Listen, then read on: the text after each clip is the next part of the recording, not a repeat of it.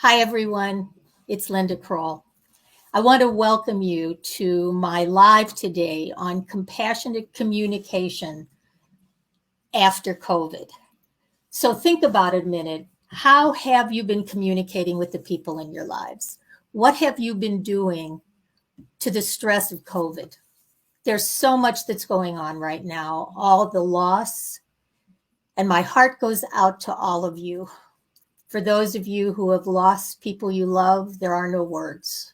There are no words. Just some heartfelt, true empathy for everything that you're feeling. And for those of you who have lost, some of you who have just been afraid of losing, it's been a year of fear and sadness and frustration and isolation and longing and loneliness and grief. Put your own comments in here because COVID has caused trauma, major trauma to all of us. And thankfully, we're getting through it. The vaccine is available. We can reconnect with our loved ones, but there's all different ways that we've had to cope during this time. So how did you cope? Mine was food, sugar. Some people use alcohol. Some people got depressed, gained weight. Some of us were able to celebrate some of the time alone.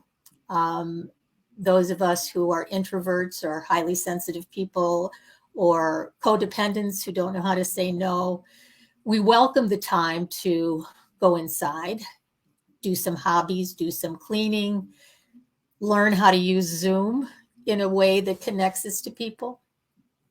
But today's about how well did you communicate? How connected were you to your best self, that calm, compassionate center in the center of who you are? And what kind of limiting beliefs did you take on during this time? That it was always going to be this way, that you had to be a certain way in order to get through it?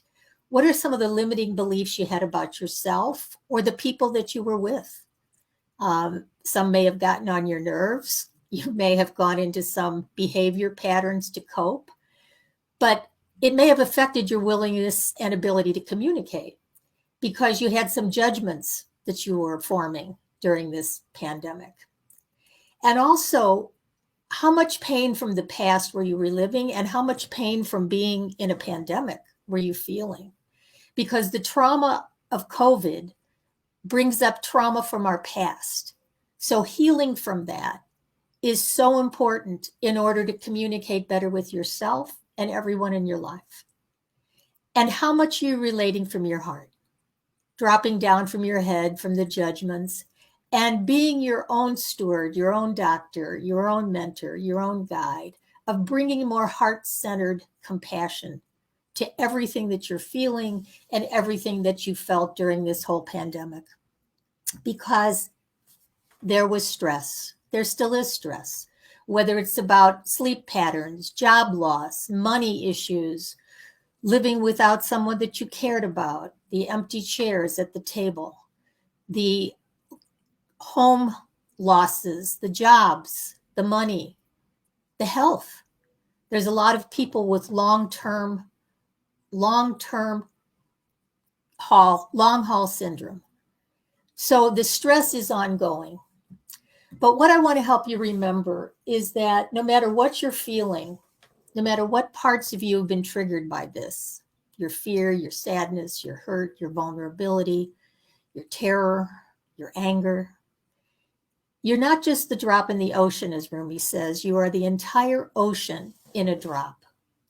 So what compassionate communication does is remind you that you can connect to your best self. And we're going to talk about how to do that. And as you let go of the limiting beliefs, unburden pain from your past, and relate from your heart, there's hope ahead after this pandemic. There's hope that we can improve our relationships and truly create better care for ourselves. So what can you do to reduce your stress? You can practice exquisite self-care. So take a breath with me. Let's everybody just breathe.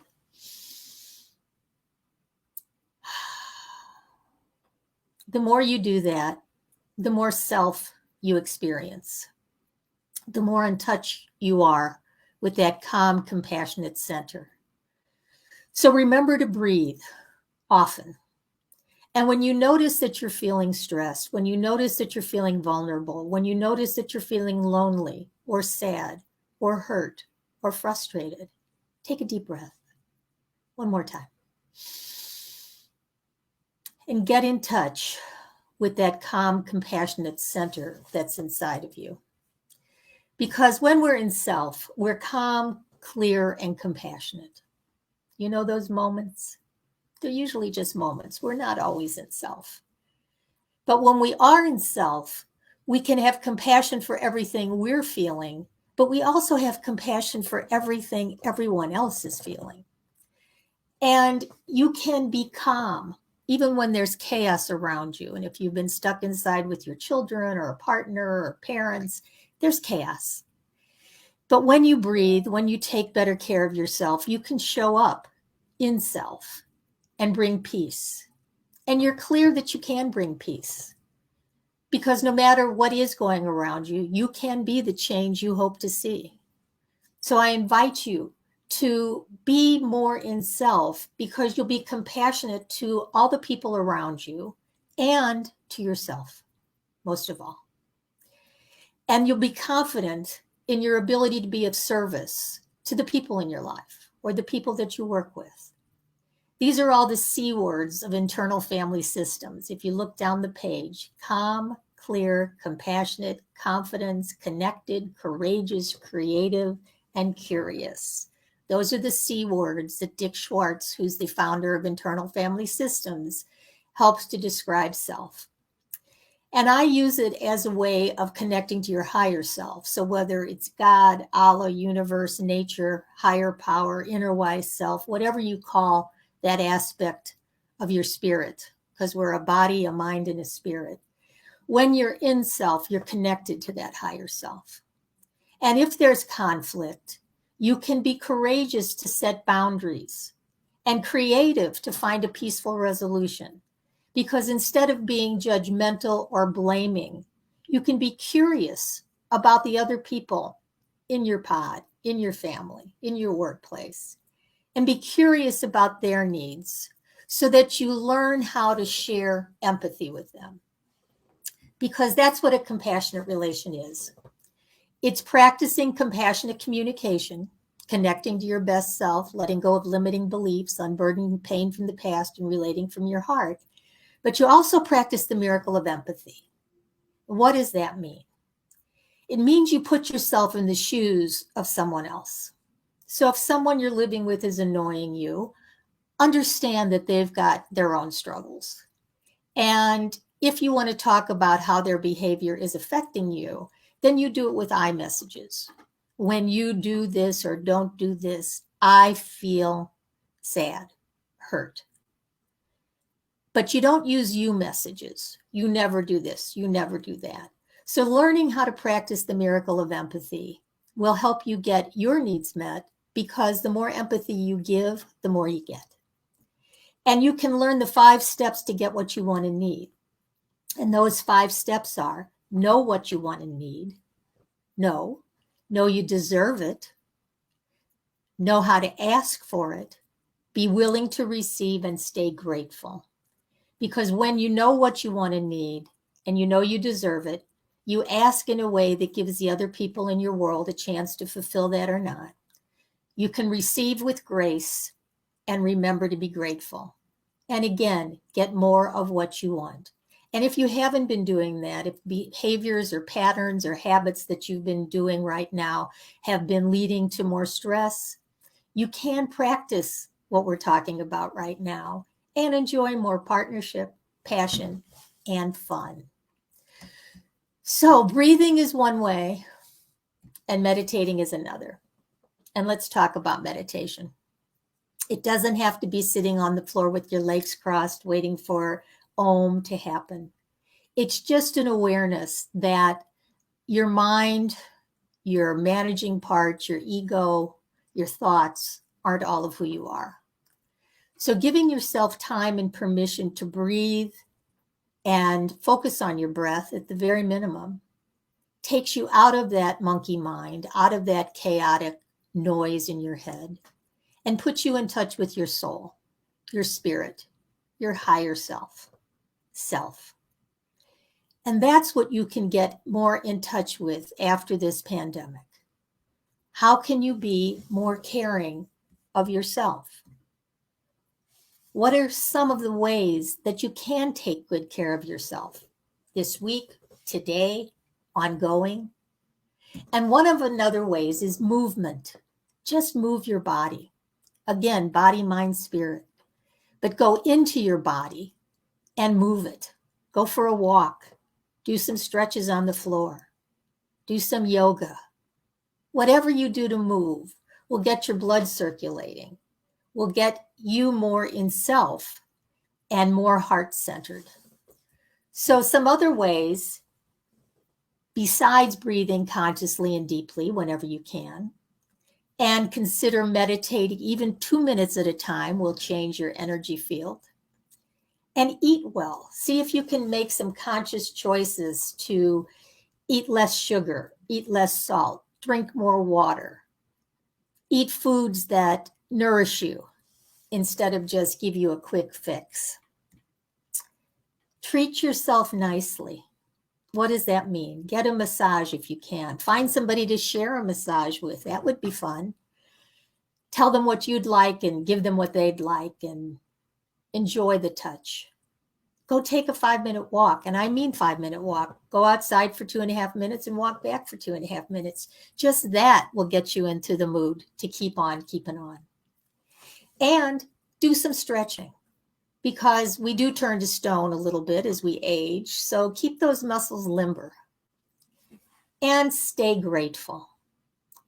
No matter what's happened during this pandemic, there are still many things for which to be grateful.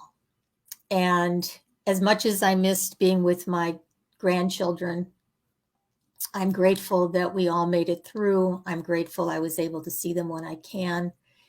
And also staying in the present.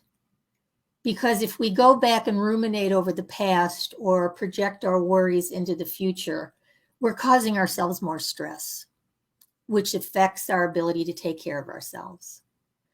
So when you are grateful and stay present, you can experience more awareness, forgiveness, acceptance, and gratitude, both for yourself, your partner, and everyone else in your life. So I want to remind you that love is the answer, but it starts with loving yourself. So what can you do today to be more self-loving? And one of the things I want to offer you is my Compassionate Communication Care Kit. Because what that is a guided meditation to actually feel what it means to be in self. Where you ask your scared, sad, hurt, frustrated, lonely, grieving parts to step back while you get in touch with that inner source of compassion and let it flow all over yourself and out to the world. There's a short video about compassionate communication and how it can help. A relationship assessment to help you make better choices in your relationships right now and make improvements starting now. And also a compassionate mediation roadmap that helps you do better conflict resolution because you're doing it from your highest and best self. So there is life after COVID. There is communication after COVID. And I'm here to help you in any way I can. And one of those ways is to invite you to join me in the Compassionate Communication community on Facebook. And what I've done there is create a community that is now international of healers, therapists, guides, clergy, professionals, parents, grandparents, people looking for personal growth and relationship healing, people to look for networking and support and connection and professional development. And it's all there inside the Compassionate Communication community. So you can find it on Facebook, or you can go to compassionatecommunication.group and join us there. And I go live twice a week. I invite other experts to join us as well. And what we can do is meet up on the group and continue this dialogue, because I truly am here, be part of your journey, to help you help yourself create better relationships, to help you heal from the effects of the trauma. And I just have to share with you a couple of my concerns and my shares from after having COVID. Thank you for being here, by the way. The hardest part for me was not seeing my family, not being able to travel, not being able to hug. And just recently, after my 2 vaccines, I was able to get close enough to my grandchildren to see that my oldest grandson is now taller than me, which I'm thrilled about.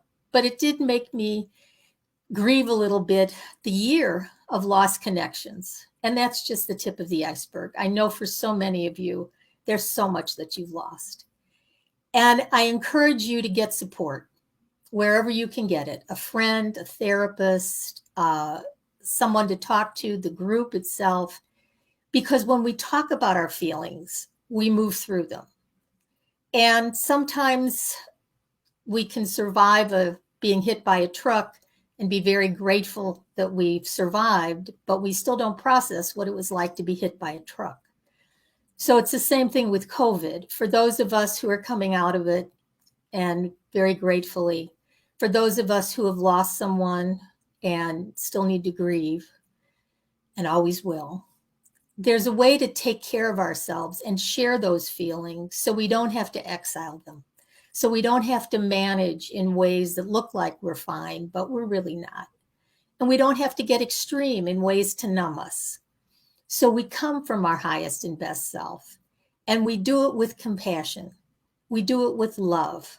We do it with a connection that we're all the ocean as well as the drop in the ocean. We're all one. We're all connected. And the more we can passionately communicate with the parts of ourselves that need our attention, the pain, the sadness, the fear, the hurt, the anger, the vulnerability, the more we can give attention to the ways we've managed our lives by being pleasing and caretaking and not setting boundaries and thinking too much or trying to be perfect. Deep breath here. We can turn attention to all of our parts and stop doing extreme things to numb us. Stop getting addicted to things or putting up walls around our heart or getting enraged or numbing out. We can learn to come from our highest and best self. And that's what I want to help you do. I've been an internal family systems therapist for over 35 years, gratefully studying with Dick Schwartz at the Internal Family Systems Institute and all my colleagues. I've spent 5 years at the Chopra Center with David G., Deepak Chopra, David Simon, Claire Diab, and learned how to teach meditation, yoga, and Ayurveda. And I blended that all into my professional life as a therapist, mediator, and attorney. But I also wanted to create the community where my mentors can show up, where my colleagues can show up, where you can show up. And we can all support each other and network and have fun and find ways to take this new chapter. And it is a new chapter. So let's see what happens. So we don't have to cope, but we actually can start a new chapter. And you're going to start the new chapter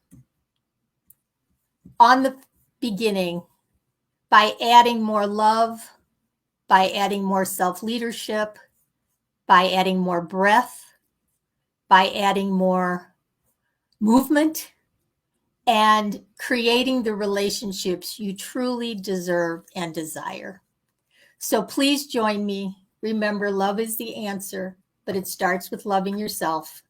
Join me in the Compassionate Communication community. Get your Compassionate Communication Care Kit at lindakroll.com/CCC. And I hope to see you in the group. in the academy and somewhere along our paths where we truly can begin anew after COVID to take the best of who we are and who we have become and take it into our lives, our relationships, our communities, and the world. Sending a lot of love and gratitude, and talk to you again soon. Bye for now.